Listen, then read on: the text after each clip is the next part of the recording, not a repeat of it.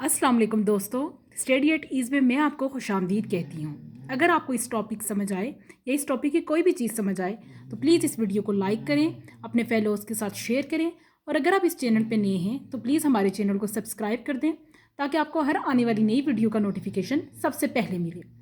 आज का हमारा टॉपिक है, ये पिछली वीडियो से रिलेटेड है और इसका कंटिन्यूस ही है। हम उसे कह सकते हैं कि कंटिन्यूटी में चल रहा है। ये टॉपिक जो है इसका नाम है क्लोरोप्लास्ट। आपने इस क्लोरोप्लास्ट को पिछले सभी टॉपिक्स की तरह जस्ट डायग्राम को देख के मेमोराइज करना है और इसका रट्टा नहीं लगाना है। सबसे पहले क्लोरोप्लास्ट की आप डायग्राम देखें तो आपको ये इसकी शेप नज़र आएगी। क्लोरोप्लास्ट की अगर आप शेप देखें तो डिस्कॉइड यानी डिस्क लाइक शेप है इसकी। डिस्क किस तरह की शेप होती है? इस तरह की, ये डिस्क लाइक शेप होती है। इसको डिस्कॉइड शेप का कहा जा रहा है। आपके सामने इसकी शेप क्या है? डिस्कॉइड है। इसके हम 3 पार्ट्स डिस्कस करेंगे। ओवरऑल उन्होंने इस डायग्राम में तो काफ़ी लेबलिंग है, लेकिन 3 पार्ट्स हैं इसके। कौन कौन से पार्ट्स हैं? आपके पास इन्वेलप का मतलब होता है किसी चीज़ की बाउंड्री। हमने न्यूक्लियस को भी डिस्कस किया था कि बाउंड्री जो होती है वो आपको ऑब्वियसली किसी चीज़ से डिस्टिंग्विश करने के लिए उसको इन्वेलप कहा जाता है। कहीं जगह पे इसके बहुत से नेम हैं, इन्वेलप है। दूसरी चीज़ आपके पास स्ट्रोमा है। ये जो आपको ओवरऑल इन पार्ट्स के अलावा जो चीज़ एक नज़र आ रहा है, ये स्ट्रोमा है, ये पार्ट जिसमें आपको डॉट्स नज़र आ रहे हैं। और दरमियान में ये क्या है? आपके पास थैलाकॉइड्स हैं। ये ओवरऑल आपके पास क्या है? थैलाकॉइड्स हैं। 3 पार्ट्स को हम डिस्कस करेंगे। एक है आपके पास स्ट्रोमा, थैलाकॉइड और इन्वेलप को डिस्कस करना है हमने। ये बिल्कुल माइटोकॉन्ड्रिया की तरह है। अगर आप थोड़ा कंपैरिजन से पढ़ें, हमने पढ़ा था वहाँ पे भी आउटर मेम्ब्रेन थी और इनर मेम्ब्रेन थी। यहाँ पे भी आउटर और इनर मेम्ब्रेन है। वहाँ पे भी इसके दरमियान, आउटर और इनर के दरमियान जो था वो एक फ्लूइड स्पेस था। यहाँ पे भी वो फ्लूइड स्पेस है।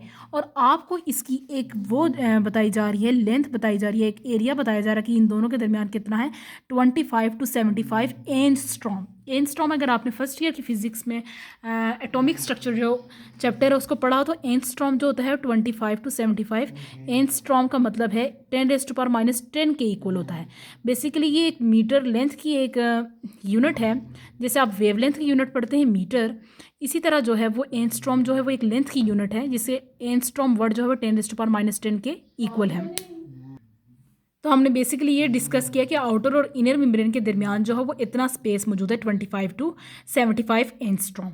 फिर हम पढ़ेंगे, हमने ये डिस्कस किया आउटर मेम्ब्रेन है, इनर मेम्ब्रेन है। ये आउटर और इनर मेम्ब्रेन ओवरऑल इसको इन्वेलप कहा जा रहा है। इनके दरमियान का स्पेस हमने कर लिया कि ये फ्लूइड स्पेस है। फिर हम ये कहेंगे कि हमने स्ट्रोमा को डिस्कस करना है। सबसे पहले आपने स्ट्रोमा के बारे में ये करना है कि ये कलरलेस है, इसका कोई कलर नहीं है। स्ट्रोमा जो है वो प्रोटीन से मिलके बना हुआ है। ये क्या है? प्रोटीनीशियस है, प्रोटीन से मिलके बना हुआ है। अब जैसे हमने वहाँ पे माइटोकॉन्ड्रिया में डिस्कस किया था कि उसके मैट्रिक्स में यानी इनर मेम्ब्रेन के जो अंदर का पोर्शन था, मैट्रिक्स में हमने कहा था कि वहाँ पे डीएनए है, आरएनए है, राइबोसोम्स हैं, एंजाइम्स हैं। सिमिलर बिल्कुल इसके स्ट्रोमा में भी बिल्कुल यही चीज़ें मौजूद हैं। इसमें भी सर्कुलर डीएनए है, आरएनए है। आरएनए की 3 टाइप्स हैं, messenger RNA, transport RNA, ribosomal RNA. Ribosomes हैं और एंजाइम्स हैं।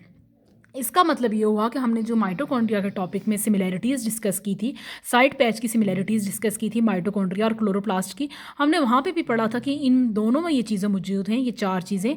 वहाँ पे हमने इसको डरोरी के ज़रिए से कॉन्सेप्ट कहा था कि ये एक ट्रिक थी जिस DNA, RNA, ribosome and enzymes, इसके ज़रिए से कहा था। इसका मतलब है कि दोनों में ये चीज़ मौजूद है। अगर उसका अपना जेनेटिक सिस्टम है तो क्लोरोप्लास्ट का भी ये अपना जेनेटिक सिस्टम होगा।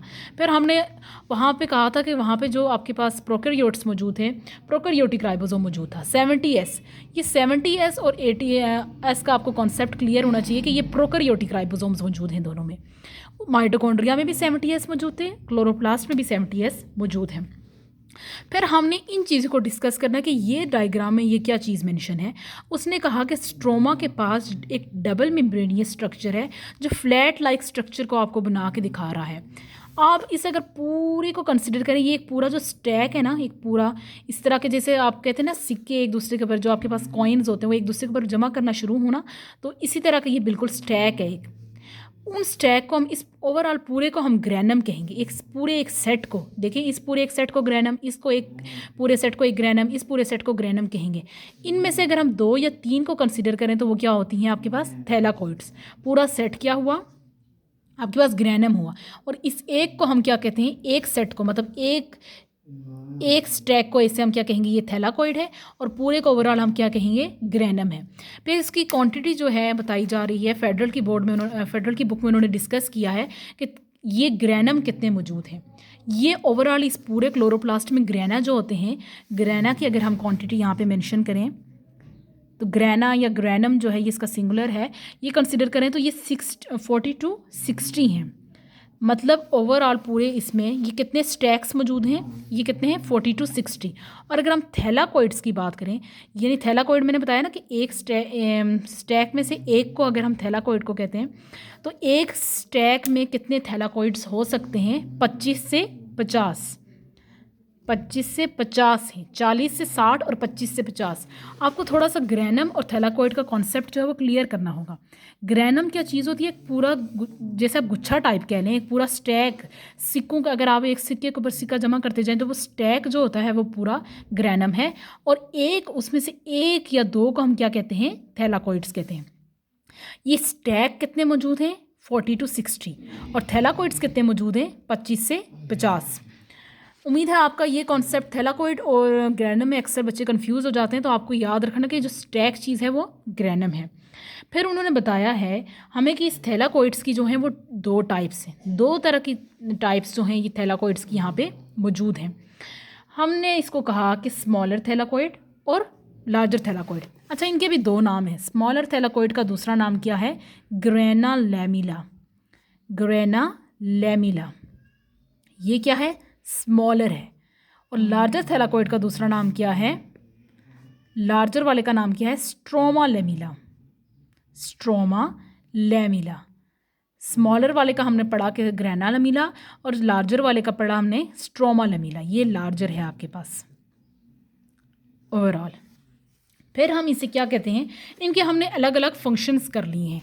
अगर आप स्मॉलर वाले का देखते हैं तो स्मॉलर वाले का आपके पास फंक्शन क्या होता है, ये फोटोसिंथेसिस में हेल्प करता है।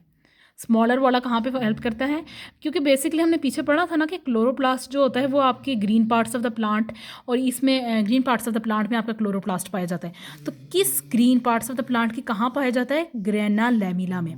स्ट्रोमा लैमिला की बात करें, ये लार्जर थैलाकोइड है, ये सिर्फ कनेक्ट करने में हेल्प आउट करता है। स्ट्रोमा लैमिला आप यहाँ पे देखें, ये डायग्राम में मेंशन भी है। स्ट्रोमा लैमिला का क्या फंक्शन है, ये देखिए कनेक्ट कर रहा है, ये ग्रेनम के स्टैक्स को आपस में कनेक्ट कर रहा है। ये देखिए, ये नीचे जो लाइंस, ये बाउंड्री से मैं आपको थोड़ा जूम करके दिखा देती हूँ, ये कनेक्ट करने में आपको हेल्प आउट कर रहा है। ग्रेना लैमिला का हमने कहा कि ये फोटोसिंथेसिस में हेल्प कर रहा है ये जो, और स्ट्रोमा लैमिला का हमने कहा कि ये देखें, ये कनेक्टिंग में, डायग्राम से देख के आपको याद करना है कि ये कनेक्ट आउट करने में आपको हेल्प आउट कर रहा है। देखिए ग्रेनम जो है वो एक दूसरे के साथ कनेक्ट आउट हो रहे हैं। नेक्स्ट हमने ये पढ़ना है, स्मॉलर थैलाकोइड और लार्जर थैलाकोइड जो हैं वो इसी तरह कह रहे हैं। हमने कहा कि क्लोरोप्लास्ट जो है वो ऑब्वियसली फोटोसिंथेसिस में हेल्प कर रहा है, तो ग्रेना लैमिला इसका मेजर पोर्शन है जहाँ पे बेसिकली फोटोसिंथेसिस का प्रोसेस हो रहा है। तो अगर ग्रेना लैमिला में फोटोसिंथेसिस का प्रोसेस हो रहा है तो इसका मतलब ये है कि ये पोर्शन ही आपका ग्रीन है। ग्रेना लैमिला ही वो पोर्शन है जो ग्रीन है स्मॉलर थैलाकोइड का। तो हमने कहा कि स्ट्रोमा लेमिला का जो कोई फंक्शन है तो वो इसका मतलब फोटोसिंथेसिस में नहीं कर रहा है, तो इसका मतलब ये है कि वो कलरलेस है। ग्रेना लेमिला जो है वो ग्रीन है। Green means photosynthesis. आपको फोटोसिंथेसिस ग्रीन वर्ड से याद करना है कि देखें, अगर ग्रेना में फोटोसिंथेसिस का प्रोसेस है तो ये ग्रीन है, और अगर उसमें हो रहा है, स्ट्रोमा में हो रहा है, तो वो क्या है, वो कलरलेस है। कर बेसिकली स्ट्रोमा का फंक्शन एक ही है, वो आपको जस्ट ज्वाइन करने में मदद कर रहा है यहाँ पे। फिर हम इसको डिस्कस ये कर सकते हैं कि फोटोसिंथेसिस का मैं आपको थोड़ा डिस्कस कर लेती हूँ कि फोटोसिंथेसिस का प्रोसेस क्या होता है। लाइट में जब हम इसको कह रहे हैं कि लाइट एनर्जी जब कैप्चर होती है प्लांट में, तो वो लाइट को एटीपी में कन्वर्ट कर देते हैं। देखिए एटीपी बेसिकली वो जो एनर्जी है, एटीपी जो फूड आपका प्रिपेयर हो रहा है वो एटीपी की फॉर्म में, एनर्जी की फॉर्म में। तो लाइट एनर्जी आपको बेसिकली, अगर 9th का एक टॉपिक याद हो, आप फोटोसिंथेसिस का वहाँ पर टॉपिक पढ़ते थे इस तरह, वो एक डायग्राम होती थी जहाँ से ऊपर से लाइट आ रही हो रही थी और वो नीचे एटीपी में कन्वर्ट होती थी। दूसरा जो फेस होता है फोटोसिंथेसिस, देखिए दिन को भी हो रही होती है और रात को भी हो रही होती है। अब आप सोचेंगे कि फोटोसिंथेसिस जब होती ही लाइट से है तो रात को कैसे होती है।